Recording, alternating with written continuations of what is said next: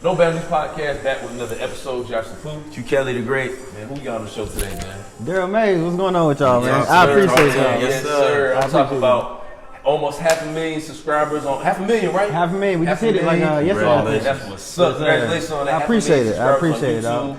Going crazy. What, 40,000 followers on Instagram? 40.7, yeah. 40.7. Add a 7 to it, please. Oh, you gotta add that. You know what I'm saying? Gotta do that. You know what I'm saying? Going crazy with the Instagram skits, man. Hey, man. First of all, if you don't know, he's always been behind the camera, our producer, production, do it all. A jack of all trades, if you would. You know what I'm saying? But hey, man, we appreciate you coming on the show and I appreciate y'all, bro. To have a conversation with you about your growth with the comedy and everything like sure. that.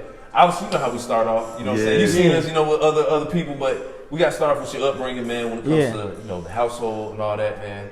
Let us know, was it a 2-parent household? You know what I'm saying? Your school, the city you grew up in, all that.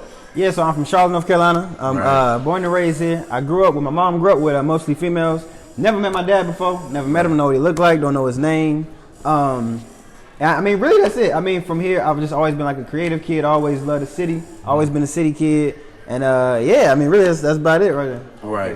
That's real. I mean, as far as like the comedy, you know what I'm saying? Who inspired you when it came to comedy? Who was your favorite comedian, favorite comedy movie? You know what I'm saying? So it's funny, bro. Like, I grew up on straight comedy, bro, because like that was always what we had. Like, in terms of we grew up with like not a lot. You know what I mean? So like when you in a place where like we didn't have cable type stuff, we didn't have like all of this like grandiose stuff. So I had like DVDs. I was watching stuff like All About the Benjamins, watching the Fridays, watching the Life, the Black Nights, and all that stuff like that. Right. So that was like the comedy that I grew up on. Aside from that, I was watching like the Bernie Mac shows. I was watching Everybody Hate Chris. I always just love to laugh. You know what I mean? Like, I feel like a good laugh can change your whole day around. You feel me? That's real. That's like medicine. Yeah. For sure, the best medicine. So, I never really thought that like I would get into comedy. And that's probably like another question. I ain't gonna jump too far ahead. Right. But I think it was just like the manifestation, and like me just always being like in front of people who just made me laugh. It just like somehow seeped into me one day where it was just like, maybe I could be a little bit funny or something like that. You know what I mean? If that makes sense. Right. Like, What was the first video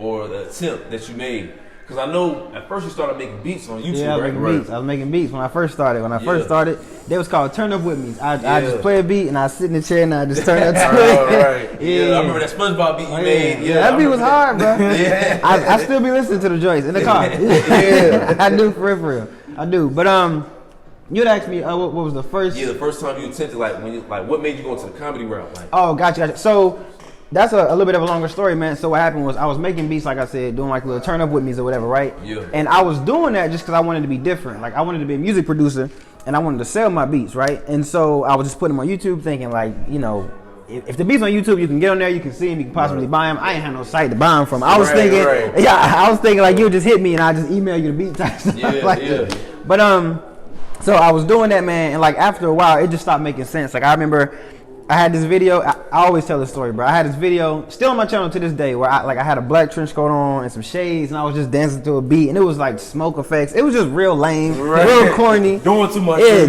it was doing way too much. And so I was like, man, like, what if I tried to put skits around the beats? Because at the time, I was watching people like Reggie Cuz, who was like this huge viner, you know what I'm saying? You singing, right? Yeah. And so I was like, man, what if I just try to put skits around the beats just to make it interesting? You feel me? So I was doing that for a while until it got to a point where people were like, yo, the video was funny. You can cut out all this beats though. Right. Yeah. So I filmed the video on my channel like, yo, I'm done with the beats. I started doing comedy skits, and then from then on, we just kept on going. So, tell us about, obviously if you watch Darryl skits, he has different characters within his skits. So tell us about some of your favorite characters and just the process behind of kind of creating these characters in your mind and put them on the camera to make them come to life a little bit. Yeah. So I'll say this, right? So everybody's favorite character is the Pops character, right? Which is the father character, right? And it's funny because like when I first started, I was just thinking like those are like the first character I came up with was Pops, because that's just like the first person you think of, like, it's just the parent character. Right. You feel me? And then as I kept doing it, I learned to understand that like a lot of these characters to some extent are like an extension of who I am. You know what I mean? So like when it comes to like the father character, I didn't grow up with a father, never met him again, don't even know his name. So it was kind of like the idea of Pops was like, okay, well, who do I think a father would be to me? Right. You feel me? Right, and so that's why he came off aggressive and yelling for no reason type stuff. And then same thing with the character James, which is the rapping character. Like I used to make beats. I was doing spoken word. I was doing all that stuff. And so it's kind of like I get to take like what I used to do with beats and stuff like that, and I would combine that with the comedy stuff to where they just kind of like work together to create something. You know what I mean? So like I still rap over all those old beats. Whenever I need like some type of like comedy parody, I take old beats that I made like in 2007 and I just like make a song over it just like for fun. Yeah. People love it. Like, and they don't even know it's an old beat that's like on my channel, you know what I mean? What was like the first like interaction that you got? You was like, man, this really could go. Like the first time somebody said, hey man, I'm not gonna lie. Or it might have been a celebrity that reached out and was like, bro, you funny. What's funny, bro, is I ain't really had nobody reach out like that. I had a real slow grind. You know what I mean? Like my stuff kind of happened gradually to where it was like one day I had 1,000 and it was 1,500, 1,700, 2,000, and it just kind of grew like that. But I'll say like when I knew that it was bubbling is, for me, it's all about like how do my videos make people feel. You know what I mean? And so for me, I knew it was a lot more serious when I had people reaching out to me like, bro, like your videos are hilarious. I battle with like depression and suicidal thoughts, and your videos helped me through that. So for me, it was like I ain't never really been like about the money or about the numbers. Like it don't bother me too much. But to know that people are affected by it is when I was like, man, this is more than just comedy. This is more than just me hopping in front of a camera being funny. This is like people living through this. You feel me? That's how I knew, like, all right, this is like a real thing. You know what I mean? Now, and I like what you said. And a lot of people, I feel like in social media, when it comes to just being influencers, making content in any aspect of life, a lot of people struggle with that slow grind process. So just tell us a little bit about the slow grind process, what you had to go through. And if you have any advice from any young comedian coming up, like why it's important to have a slow grind and to build that fan base up. So first and foremost, I would say I'm proud that it took me a while to get up, because if you blow up off the rip, a lot of people that blow up off the rip don't stay there. It's a lot. Bro, it take a lot to stay there. Like to understand, like you don't just blow up off your first video a lot of times because like the quality is not there.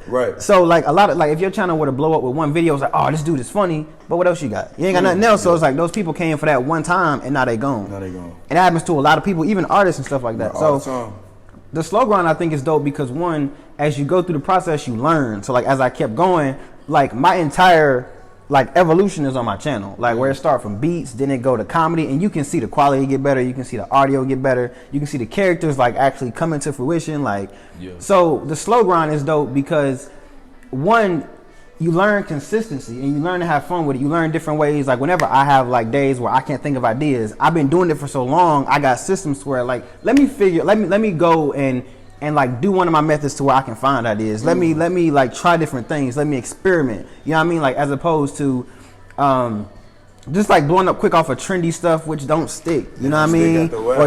Not right now. That stuff don't work. That stuff, or like for some people it do, but for me, I always been original, and I like to create the evergreen content, the stuff that you can watch here in 2001 and then watch in 2050 and it still be funny. You know what I mean? For sure. So I mean, I seen on your Instagram, you know, you got the plaque.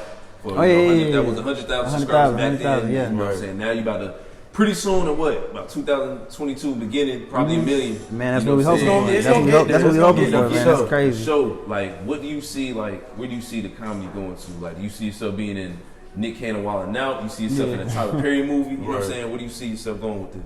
You know what's funny, bro? I say it all the time, right? I don't consider myself to be a comedian. And the reason I don't is because I feel like comedian is a whole other title. When I think comedian, I think Kevin Hart, I think the DC Young Flies, I think the Bernie Macs, the Steve Harveys, them, somebody who can get on stage and like make a crowd laugh for an hour. I don't know if I can do that. You know what I'm saying? That is a tough talent to have, bro. I was just watching like a Bernie Mac special last night, and I'm just like, this man can make you roll like for an hour straight. I'm like, bro, like for me to do these, it takes me hours to sit and write, and I gotta think about camera angles and all this stuff. I can't do that. I can't do that. But in terms of like where the comedy is going, man, really, bro, I'm type of dude. I'm not good with forecasting. 5-10 years, I ain't good with that. So right now, I'm just focused on like how can I build this YouTube channel and how can I milk it. You know what I mean? Like how can I take this and take it to another level? So whether that's podcasts, whether that's like Apple Music stuff, I'm just trying to figure out how I can take it to the next level where maybe I'm producing my own movies. You know what I'm saying? Maybe like I'm on my channel making movies and making short films. Maybe I'm making comedy skits for other people. I ain't too sure just yet.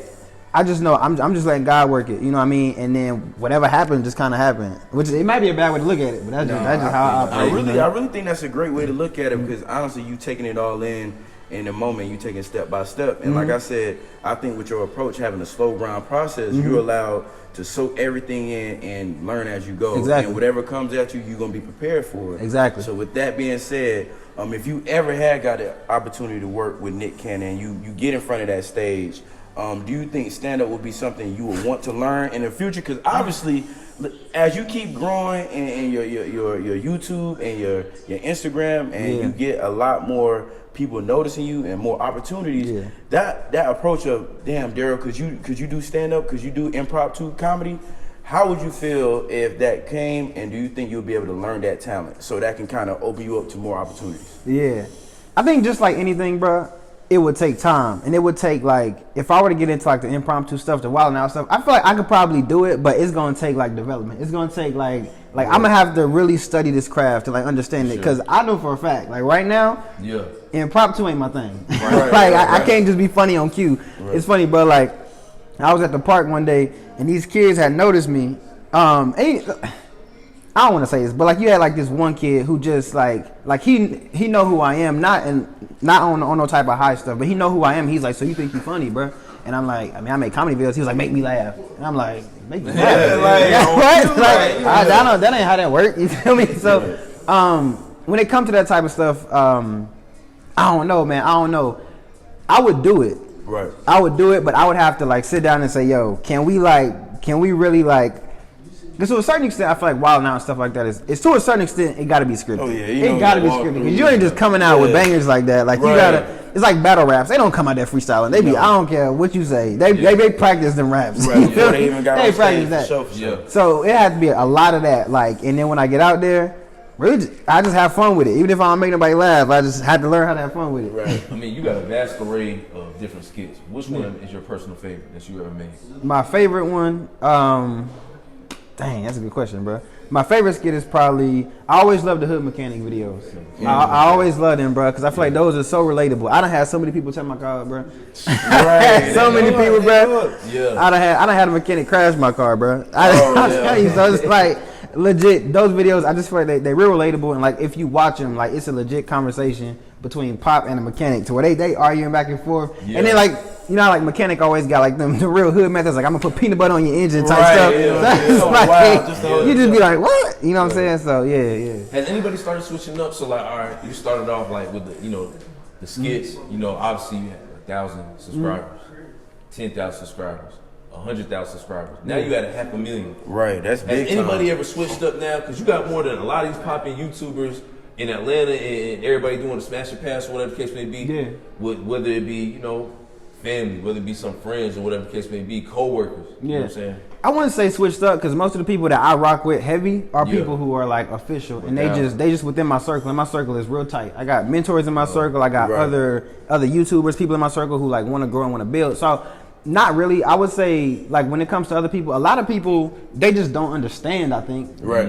Because like especially when you work for yourself, a lot of people, they just figure, oh, you at home, you know what I'm saying? You ain't doing nothing. So like if you hit me to go for breakfast, I should say or like whenever you text me because I'm at the house, I should respond to you. So like I've had those like situations where somebody will text me and I don't text you for 2 days, and then the next text is, all right, don't worry about it, I got it. And I'm like, what's wrong with you? And they like, you know what, you don't even worry about it, bro, you busy, I get it. And I'm like, I ain't ignoring you on purpose, bro. It's like I be busy. You feel me? It's gonna get, like I said, as you start to grow, it's gonna get even worse, Darryl. Like, you know what I'm saying? You are a great guy.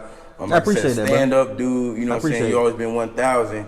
And like I said, with you having a growing success, there's gonna be people out there once you start to make it a little bit that's gonna see that in you. It's gonna say, well, how can I try to throw him off his game? How can I manipulate the situation? So, how are you gonna stay focused when per se you get snakes in the grass, or people that really, how do you cycle out people that's coming to you for opportunity, that's coming to you to befriend you? How do you kind of filter those people out to know, okay, this person's good for me, this person I don't need in my life, this person, you know what I'm saying, is trying to disrupt what I got going on? So how do you kind of, filter out the people that's coming your way for opportunity and just other things? Yeah.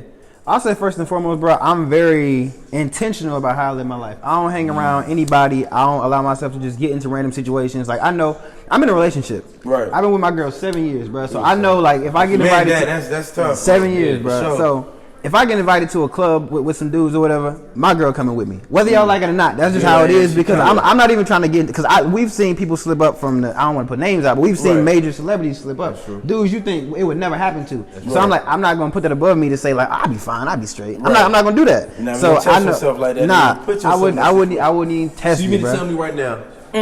Break it down, Sapu. Nick Cannon says, "Hey, bro, we doing a Wildin' Out tour. We want you to come 30 cities. Your girl gonna be at every city, every hotel, every stop, every back of the woods, everywhere. If she can be, yeah. If she can be, but I mean, I don't know. It's like I don't even know if I would do that. You know what I mean? Like I still don't know like the direction of where I want to go yet. I just know I want to do what I want to do, and I don't like being tied to nobody. Right. You feel me? So I don't want to feel like I hear stories about people who like they grind to the point where like you on tour and you start losing your family and you start. I'm not with that. I mean, some people can do that. Some people like you got to work to get it. But I'm like I want to work the way I want to work to make it because my process has worked so far. Right. So I don't want to switch that up. So I don't even know if I would do it. To be honest. With you. Now, with that being said, and like I said, you know, getting these newfound fame, you getting a lot more followers, a lot more attention. Like you said, you in a park and people noticing you. How has your girlfriend of 7 years took that? Because she knew you when you was probably making them beats. I wasn't like nothing. everything. Yeah. Because obviously, I feel like you're doing a really good job adjusting to it. But it's different from a spouse when she see, okay, this is the Darryl I know from 7 years ago. We've been together. Like a kid that's just real humble, cool, laid back. Now you're known as okay, that's Pops, or you know what I'm saying? That's Darryl Mayes, the Darryl Mayes. How has she been able to adjust to it? And has it been hard for y'all? Or have y'all had these tough conversations where it's like, okay, baby, like certain shit about to come up and you know you're gonna have to adjust to it, you know? Not really, bro. Cause like, and I don't know, maybe we haven't gotten there yet, but I feel like I still feel like I'm a regular dude. Like I don't think numbers make the person. I don't think having quote unquote 1 million followers makes you any different. You feel me? So for me, it's more like she's been super dope. She's been like my left and right hand because it even got to a point where like I had to hire her as my personal assistant because there was so much going on. But she's always been very helpful. She's always been very encouraging. So whenever it comes to anything, it's like she just always like has the right things to say when I'm stressed out, when I'm overwhelmed. She knows the right things to say. Yeah, like she takes care of stuff as far as like the calendar dates, and she takes care of stuff like it's not a problem for her.